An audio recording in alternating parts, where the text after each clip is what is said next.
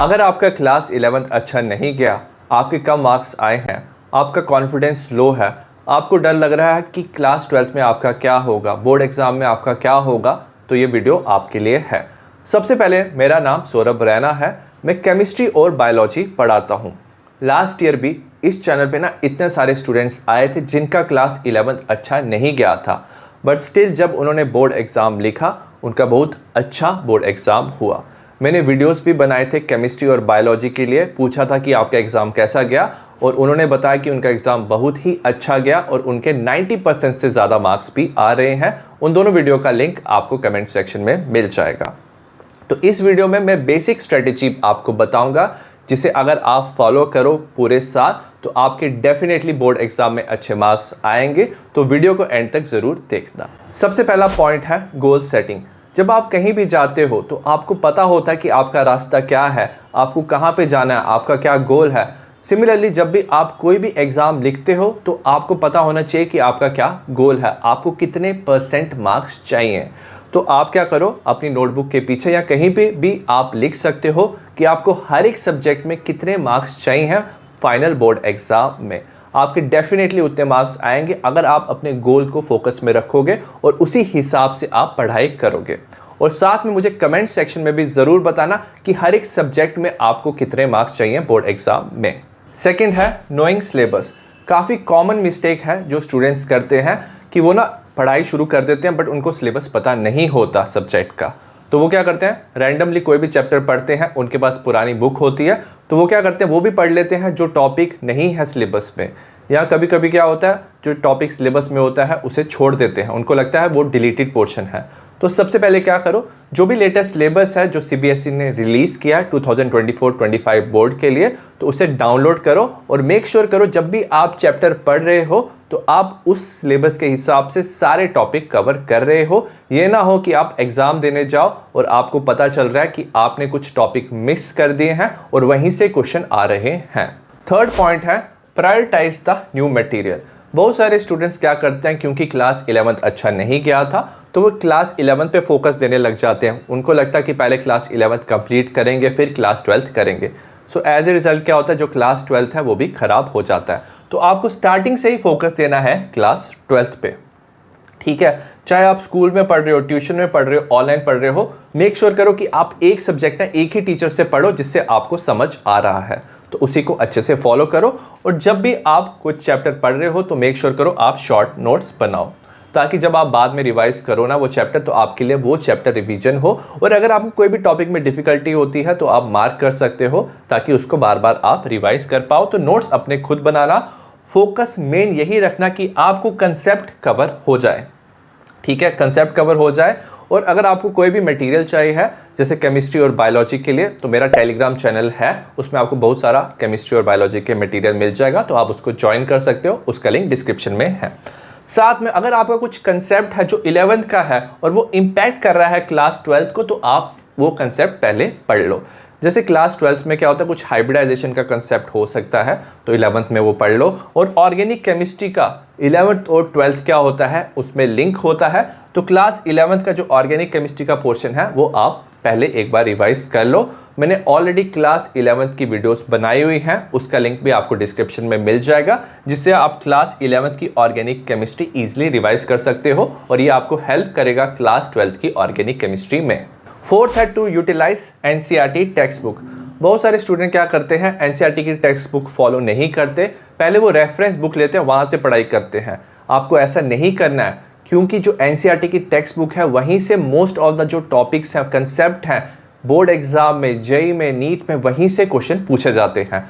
तो आपको सबसे पहले क्या करना है, एनसीईआरटी टेक्स्ट बुक जो भी चैप्टर है उसको अच्छे से पढ़ लेना है, आपको सारे कंसेप्ट क्लियर करना है, उसी के बाद आप बाकी बुक रेफर कर सकते हो।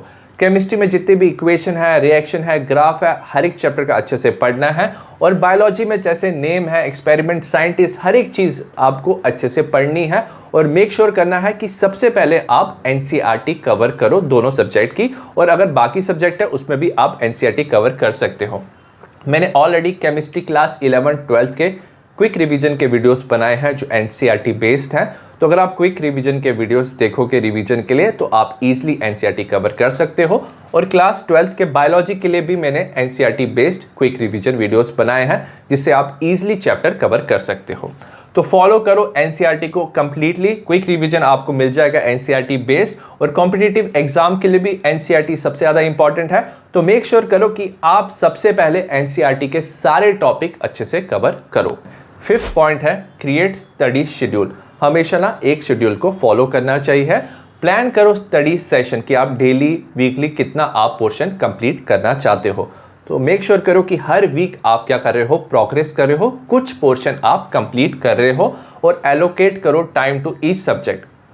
कुछ स्टूडेंट्स क्या होते हैं, उनको एक सब्जेक्ट पसंद आता है, जैसे फिजिक्स पसंद आता है तो वो सिर्फ फिजिक्स ही पढ़ते हैं। एज ए रिजल्ट क्या होता है, बाकी सब्जेक्ट्स में वो वीक हो जाते हैं। हर एक सब्जेक्ट को टाइम दो, इनकॉर्पोरेट ब्रेक, बीच बीच में ब्रेक लो, अवॉइड बर्नआउट। बर्नआउट से बचो। क्या होता है, बहुत सारे स्टूडेंट्स क्या करते हैं कि हम अच्छे से पढ़ाई करेंगे, वो 8-8 10-10 आवर्स पढ़ाई करने की कोशिश करते हैं स्टार्टिंग में। एज ए रिजल्ट क्या होता है, वो बर्नआउट हो जाते हैं, फिर वो नेक्स्ट 2-3 डेज पढ़ाई नहीं कर पाते। आप ऐसा शेड्यूल बनाओ कि एटलीस्ट आप हाफ एन आवर हर एक सब्जेक्ट को डेली दो। Instead of 2 hours, half an hour minimum आप हर एक सब्जेक्ट को दो, और मेक श्योर करो कि आप डेली कुछ पोर्शन कवर कर रहे हो और आपकी वीकली प्रोग्रेस हो रही है towards your goal. 6th point है प्रैक्टिस क्वेश्चन। बहुत सारे स्टूडेंट्स क्या करते हैं, वो अच्छे से चैप्टर पढ़ लेते हैं, वन शॉट भी देख लेते हैं, बट जब वो टेस्ट लिखते हैं ना तो उनके मार्क्स नहीं आते क्योंकि उनको क्वेश्चंस की प्रैक्टिस नहीं है। तो जब भी आप कोई टॉपिक पढ़ो, चैप्टर पढ़ो, तो मेक श्योर करो कि आप उसके अच्छे से क्वेश्चन सॉल्व करो। अगर केमिस्ट्री की बात करें, मैंने इंपॉर्टेंट क्वेश्चंस के वीडियो बनाए हैं जिसमें हर एक टॉपिक कवर होता है। तो जब भी आप चैप्टर पहली बार पढ़ो तो आप इंपॉर्टेंट क्वेश्चंस कवर कर सकते हो। साथ में मैंने पीवाईक्यू के भी वीडियो बनाए हैं जिसका पीडीएफ आपको मेरे टेलीग्राम चैनल पे मिल जाएगा, लिंक डिस्क्रिप्शन में है।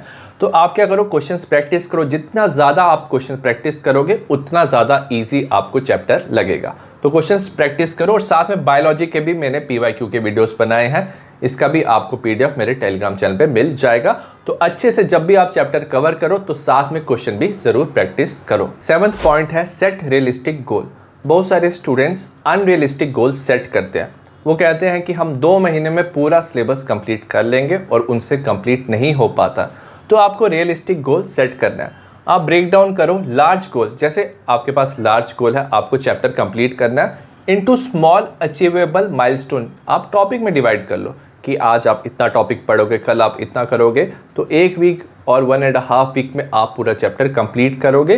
तो अचीवेबल माइलस्टोन रखो और उसमें फोकस रहो ताकि आप हर दिन थोड़ा थोड़ा पढ़ाई करके अपना पोर्शन धीरे धीरे कंप्लीट करो। 8th पॉइंट है रेगुलर रिवीजन।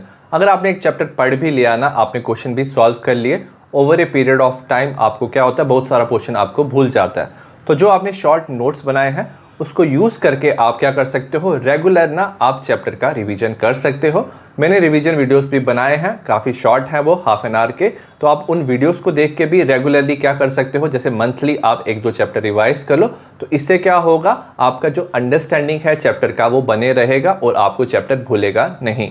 9th पॉइंट है लर्निंग स्टाइल। कुछ स्टूडेंट्स ना रात को पढ़ सकते हैं अच्छे से, कुछ मॉर्निंग में, तो उसी हिसाब से आप शेड्यूल बनाओ। बट मेक श्योर करो कि आप अच्छे से लिख लिख के प्रैक्टिस कर रहे हो। बहुत सारे स्टूडेंट्स क्या करते हैं, जो न्यूमेरिकल्स होते हैं ना वो भी पीडीएफ से देख के ना याद करते हैं इंस्टेड ऑफ राइटिंग। तो जितना आप सॉल्व करोगे, जितना आप लिखोगे, उतना ज़्यादा आपको अंडरस्टैंडिंग होगा। और अगर आप कंफर्टेबल हो अपने फ्रेंड्स के साथ पढ़ाई करने में तो आप फ्रेंड्स के साथ भी पढ़ाई कर सकते हो। अगर कुछ टॉपिक आपको नहीं आता, आपको आता है, तो आप फ्रेंड के साथ वो डिस्कस कर सकते हो। अगर आप जितना डिस्कस करोगे उतना ज़्यादा आपकी अंडरस्टैंडिंग बढ़ती है और आप एक दूसरे से क्वेश्चन भी पूछ सकते हो, जिससे आपका चैप्टर अच्छे से क्लियर होगा। 10th पॉइंट है अवॉइड डिस्ट्रैक्शन।